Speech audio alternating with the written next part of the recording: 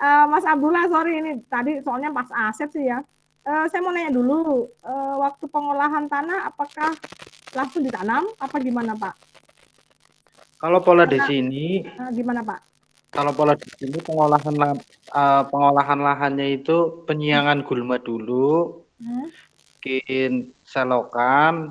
Oke, Nah, bedengan lah ya, istilahnya kayak bedengan kemarin tuh ya.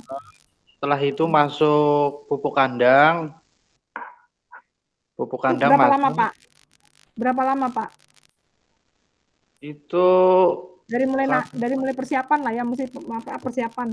Misalnya hari ini hari apa ya? Hari hari Kamis. Rabu, Kamis. Lalu prosesnya berapa lama ke depan?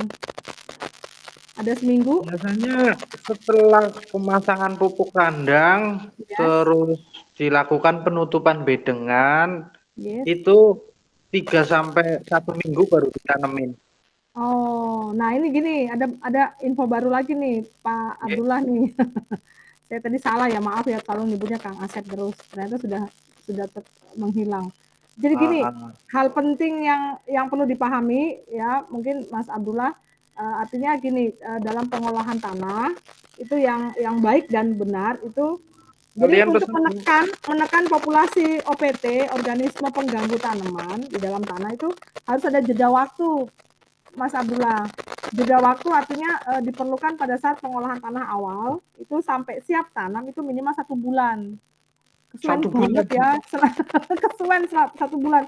Jadi kalau misalnya hari Kamis ini sudah pengolahan tanah, ya harusnya Kamis bulan depan Pak baru ditanam. Artinya Hmm, apa, Mas Abdullah?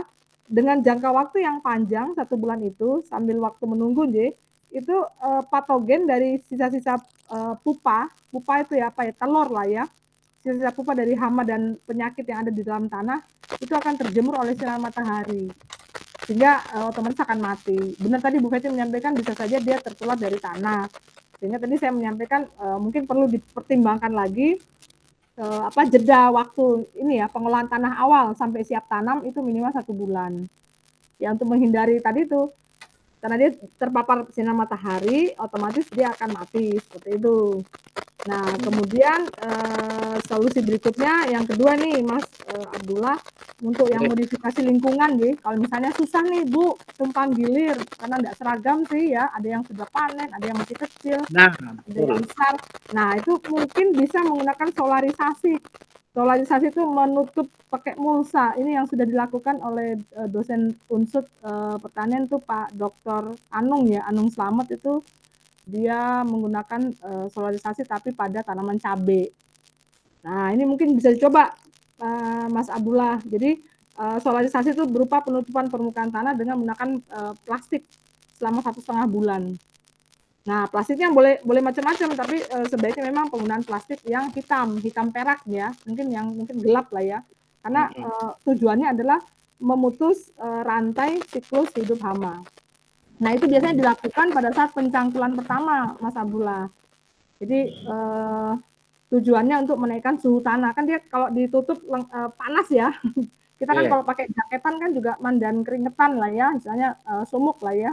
Nah, sama dengan ini tanah kalau kita tutup pakai plastik atau mulsa, itu pada saat pencangkulan pertama tujuannya untuk menaikkan suhu tanah.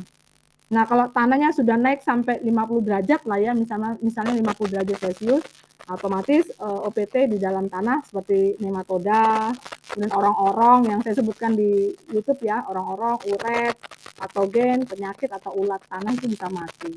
Itu dua cara ya Pak Asep ya, Pak Abdullah, Mas Abdullah. Nah, kemudian kalau yang ketiga, bagaimana kalau misalnya musim hujan? Nah, ini susah juga nih. Pengaturan jarak tanam juga penting, Mas Asep, Mas Abdullah. Jadi artinya pada musim hujan memang diupayakan jarak tanam itu lebih lebar dibanding musim kemarau. Kenapa? Karena kalau musim hujan otomatis kan kelembabannya tinggi. Nah, sehingga kalau jarak tanamnya rengkep atau rapat, ya itu akan mengundang hama dan penyakit itu. Seperti itu. Jadi mungkin bisa dicoba lah. Mungkin memang agak agak mandan Mas Abdullah, Mm-mm. mandan sabar.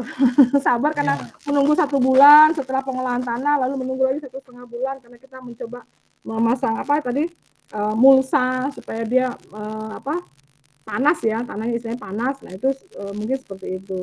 Lalu ada lagi mungkin kalau dia atau tadi sempat bilang bedengan ya, sempat membuat bedengan ya.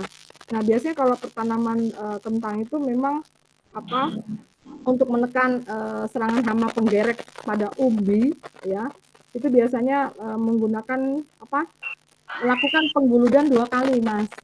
Pengguludan. Jadi pada Ya. minggu pada umur 4 minggu dulu, lalu umur 8 minggu. Nah, biasanya tinggi guludan tuh tidak sampai ya tidak sampai 50 cm lah ya, sekitar 30 sampai 40. 30 cm ya. Ya, itu menghindari ini juga sih, menghindari apa itu tadi serangan hama penggerek umbi.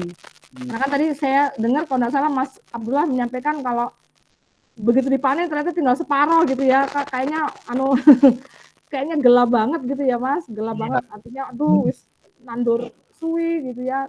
Terus pada saat itu mungkin bisa dicoba. Jadi 3 hal tadi mungkin pengolahan tanahnya, kemudian diberikan mulsa, terus pengguludan. Jadi pengguludan 2 kali, umur 4 minggu dan umur 8 minggu seperti itu.